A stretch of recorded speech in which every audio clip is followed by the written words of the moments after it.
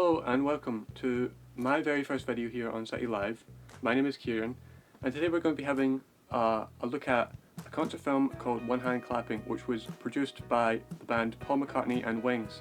Now a little bit of context about this film before we begin.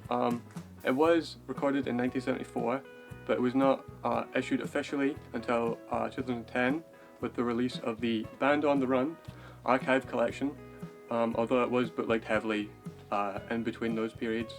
It did receive a 4K remaster this year, 2024, which I got to go see in the Everyman Cinema here in Glasgow. Very limited cinema release because it's quite a niche movie. But if you didn't get to go see that cinema release, I'm going to tell you all about it right now. Now the 2024 edition of the film opens up to Paul McCartney talking to the audience and giving context on the film in front of a white background. And he's talking about the recording of the film at Abbey Road Studios, and he goes into a bit of detail about being nostalgic for the days of Wings, and it's very clear that he's kind of really misses the Wings members who are unfortunately not with us. So it's very easy to understand why he's a bit kind of more somber here and not really his usual excitable self. This footage then cuts to the original title screen for the film, which features some really strange noises. And then it has like a hand on a black background, and it's like one hand clapping, which I thought was kind of really cool actually. Now after the second title sequence plays, we kick things off with Jet. The main differences between the studio version and this one hand clapping version of Jet is that the one hand clapping version lacks the brass section at the beginning of the song. So I think this was kind of a weird choice to kind of not have a saxophone player. I'll get into it later, but there's a saxophone player that comes into the studio later in the film. So I thought that was a bit weird, but other than that, it's a pretty good performance of this song. Really high energy way to kind of start the film and get things going and all that. And we continue that action straight into the next song, Soily, which is a song that was only performed as the encore for Wings during live concerts. So this is the closest version that we have to like a studio release of this song, which is really good. I hadn't heard it before because I hadn't listened to any live albums. I thought it was a really good song, really high energy. However, the great lead started by these two really high action songs hits a brick wall when they start playing Seaman. I have a single copy of it here. Not really a big fan of it at all, even on the single or on this concert film version. It's just not my cup of tea. I don't think Paul McCartney thinks that highly of it either, because this is where the pre-recorded interview sections start to play. There's like interviews over the music. During this interview section, McCartney talks about how he likes to work alone really well, and he also really likes to work in a group really well. And he kind of contradicts himself immediately here, because he's talking about how much he loves working with Wings, but then he's like, yeah, but I do my best stuff when I'm by myself.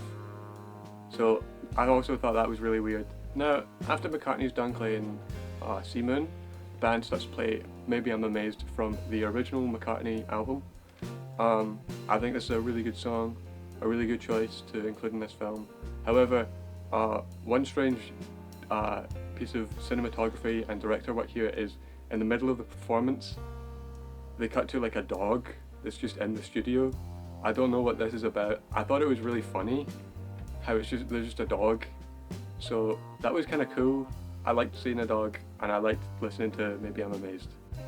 Now at this point we get a shot of a session musician coming into the studio to play Bluebird off Band on the Run. He's a saxophonist, and this is what I was saying earlier about how there's no saxophone on Jet. There's a saxophone on Bluebird, which is the immediate next song on the Band on the Run album. So it feels kind of weird that they chose to record a song that has a saxophone before the saxophonist came into the studio. Could they not have just recorded it at a different time and do Soily first? I feel like Jet, in between all these slow songs, would have really picked things up a bit. That's just my opinion though. After this, all the other band members leave the studio and McCartney's by himself playing the piano, and he plays a lot of kind of low, ballady, kind of British dancehall kind of songs like When I'm 64. He doesn't actually play When I'm 64, but he does talk about writing it. This section really kind of awkwardly juxtaposes the rest of the movie, because it's just McCartney by himself, obviously. When the band do return the next day, they play Band on the Run, and then they get an orchestra in to play Live and Let Die, song that McCartney made for the James Bond movie of the same name. And it's really good. You have a scene of Paul McCartney kind of like bossing the conductor around and telling him what to do. It's obvious that the conductor is really kind of a bit cheesed off. He's not really having any of it, but he's getting paid to do it and it's his job, so he has to just go along with it. I feel like it kind of really sums up kind of the whole project. It's like some of the choices here are really weird from the director, but I feel like they fall more on McCartney than the director. After they play Live and Let Die, they play 1985, which is the last song off the Band on the Run album. The performance of 1985 here is really strong, I think. I think it's one of the better songs in the movie. It's a real kind of rock and roll number. It's got piano, it's got guitars, it's got everything. No session musician for Paul to boss around though. This was the first time for me hearing this song personally, because I hadn't actually listened to Band on the Run all the way through when I watched this movie for the first time. So I thought this was a really great song, and this was more of what I expected going into it, rather than Paul McCartney just sitting at the piano for like 15 minutes. Not that I was disappointed with those songs. I did talk about how I didn't really like them as much, but they were still, you know, I like Paul McCartney, so seeing him perform is great. After this point we get Paul, he's behind the white background again, and he's telling us not to leave the cinema just yet because he's got another short film that he'd like to show us called The Backyard, which was recorded around about the same time, I believe, at Abbey Road Studios. It was recorded in a little kind of grassy alcove, and I thought it was really cool to include this kind of tagged on thing. I thought it was a bit weird that it was like at the end of the movie, because usually the little short film's up front and then you get the feature presentation afterwards, but I feel like it kind of helps with the already clunky pacing of the movie. Now the songs recorded from this short film were available with the final version of the album soundtrack. If you bought it from Paul McCartney's website, you received it as a special 7-inch record, and on this record is some other Beatles songs like Blackbird. They're talking more about the album rather than the film created during these sessions. It has a second disc with a bunch of other songs that are not in the film, like Hi Hi Hi, which is the backside to the double A side of the Seamoon single. Overall, I'd have to say this movie's really clunky and it really lacks a sense of direction. I don't think that really falls on the director, David Litchfield. I hope I'm saying his name right. This is his formal debut as a director, according to IMDb, although Paul contradicts this and says that he has directed stuff before at the start of the film. He had only really worked on special effects stuff. He did visual effects for Alien, and he did special effects for Superman 5.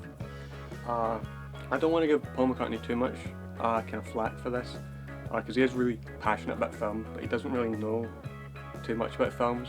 You can look at this movie, Give My Regards to Broad Street, which he wrote the screenplay for. If you want proof of that, I would not watch it, it's terrible. But one thing Paul McCartney can do really well is put together a band and write some songs and put on a really awesome concert. When you look at this more as a concert and less as a film, it's really great. There's a lot of really good songs in here, especially on that second disc on the album. And I would thoroughly recommend this to anyone who likes the Beatles or Paul McCartney or 70s rock in general. Overall, I'd have to give this probably like a 6 out of 10. Unfortunately, that's all from me today. Hope you enjoyed this short video review of One Hand Clapping by Paul McCartney Wings. Make sure to check out the CityLive YouTube channel and the CityLive website for more awesome videos.